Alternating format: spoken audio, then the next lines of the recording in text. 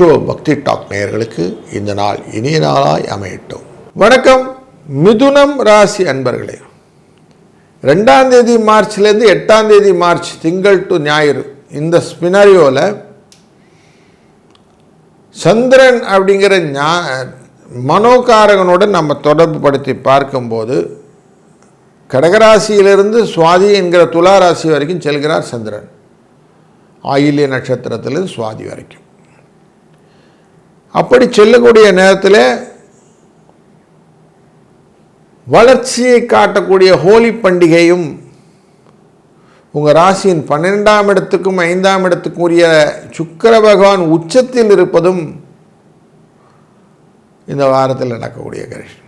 அதுபோல் சந்திரனானவர் 2ஆம் குடும்ப தனஸ்தான வாக்குஸ்தானத்துக்குரியவர் கிரகணம் அப்படிங்கிற எஃபெக்டும் பெறப்போகிறார். சந்திர கிரகணம் 3ஆம் தேதி அன்னைக்கு. அதுபோல் சங்கடஹர சதுர்த்தி என்ற அந்த நாள் 6ஆம் தேதி அன்று வாஸ்து நாள், வாஸ்து பூஜை செய்து வாஸ்து நித்திரை நாள், நித்திரை விட்டு எழுந்துக்கிற நாள்.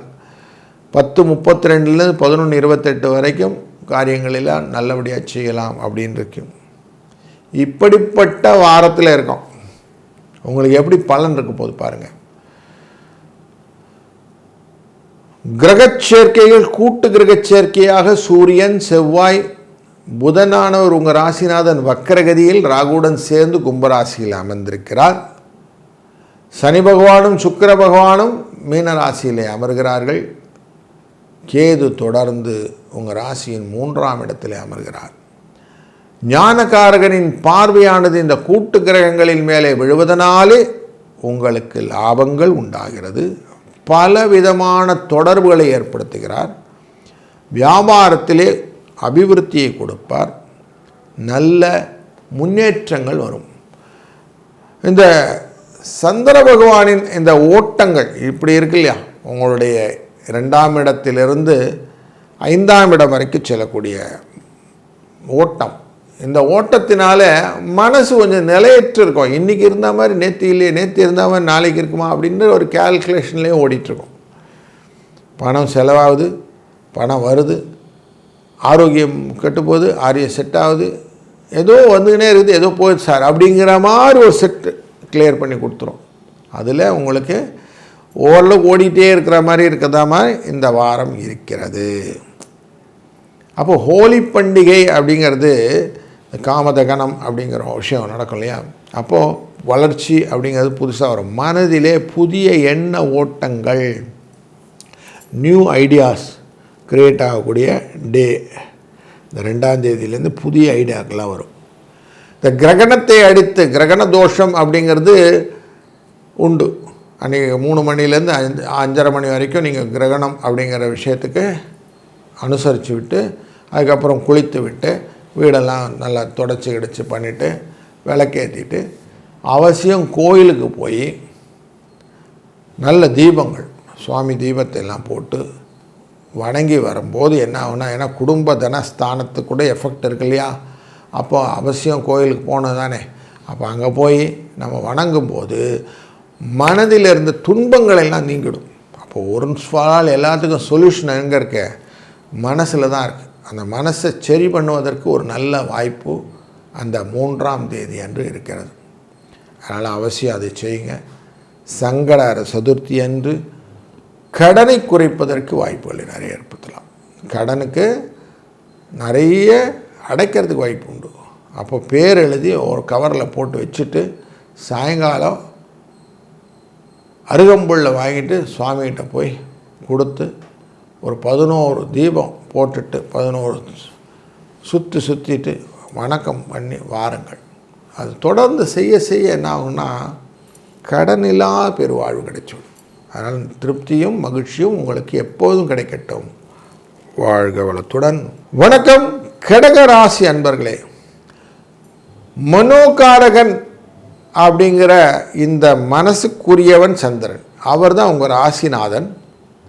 தாயார் அப்படிங்கிறதும் சந்திரன். இவர் தான் உங்களுக்கு பரிவை பாசத்தையும் கொடுத்தவர். மனதிலே ரொம்ப அப்படி அந்யோன்யமாக இருக்கக்கூடிய சூழ்நிலை, அந்த சூழ்நிலையிலே வரக்கூடிய வெற்றிகளும் தோல்விகளும் உங்களை சார்ந்தது.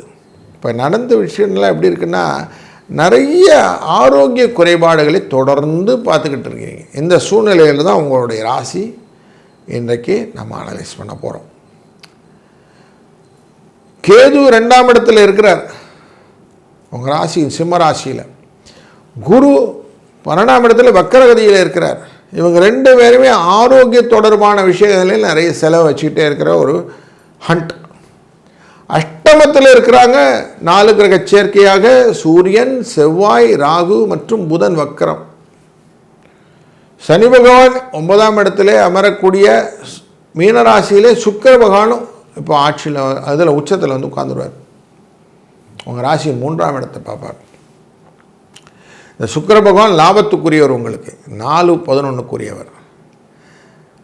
அவர் சரராசி அப்படிங்கிறதுனால பாதகாதிபதி. அவர் உட்கார்ந்துருக்கார். உபஜயஸ்தானமான கன்னிராசியை பார்க்குறார்.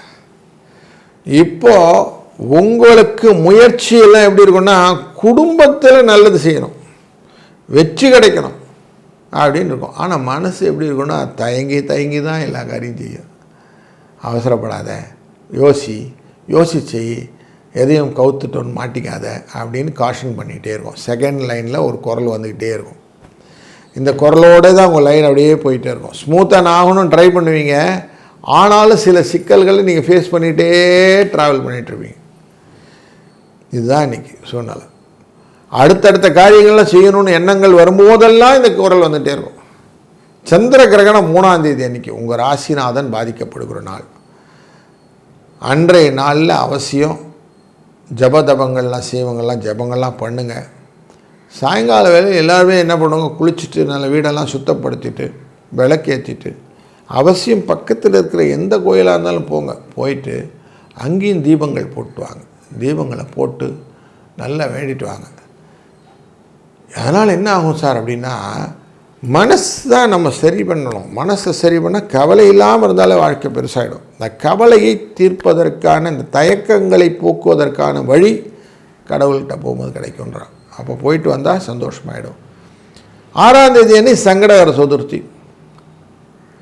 அன்றைக்கி காலையில் வாஸ்து நேரமில் 10:32 11:28 வரைக்கும் இருக்கும். அங்கே வாஸ்து பூஜைகள்லாம் பண்ணுறதுனா பண்ணுங்கள். அவசியம் கட்டடங்கள்லாம் ஆரம்பிக்கிறவங்களாம் பண்ணலாம். அன்றைய நாளில் சங்கடகர சதுர்த்தி ஆனதுனாலே விநாயகப் பெருமானை வணங்க. விநாயகப் பெருமானை வணங்குவது மட்டுமில்லை, கடனை கொஞ்சம் தீர்ப்பதற்கான முயற்சிகள் எடுங்கள். அப்போ கடனும் அடைஞ்சிவிடும். விநாயகப் பெருமானை ஒரு தேங்காய் வாங்கி உடைங்க, சூறை உடைச்சிருங்க. சூறை உடைச்சிட்டு நல்லா அவரை சுற்றி வந்து 2 நல்லெண்ணெய் தீபம் ஏற்றி வச்சுட்டு நமஸ்காரம் பண்ணிட்டு வாங்க. ஆட்டோமேட்டிக்காக உங்களுக்கு லைஃப்லேயும் ஓரளவுக்கு பிடிப்பு வரும். என்ன செய்கிறோன்ற ஒரு எண்ணங்கள் வரும். ஆரோக்கிய குறைபாடுகள் நிறைய மருத்துவமாக செலவுகள் நான் கொடுத்துட்டு இருந்தது இல்லையா, அந்த டாக்டர் செலவுகள் அதெல்லாம் குறையும். பயணங்கள் மூலிமா உடைய அசதிகள்லாம் கொஞ்சம் சரியாகும். முதுகு வலி, மூட்டு வலி, தொடர்ந்து வரக்கூடிய இந்த வலிகள் நிவாரணமாகும். இப்படி நல்ல நிகழ்வுகளையும் இந்த வாரத்திலே நீங்கள் பார்க்க இருக்கிறீர்கள். அதனால் இந்த வாரம் தொடர்ந்து நன்மையான வாரமாக அமையட்டும். வாழ்க வளத்துடன்.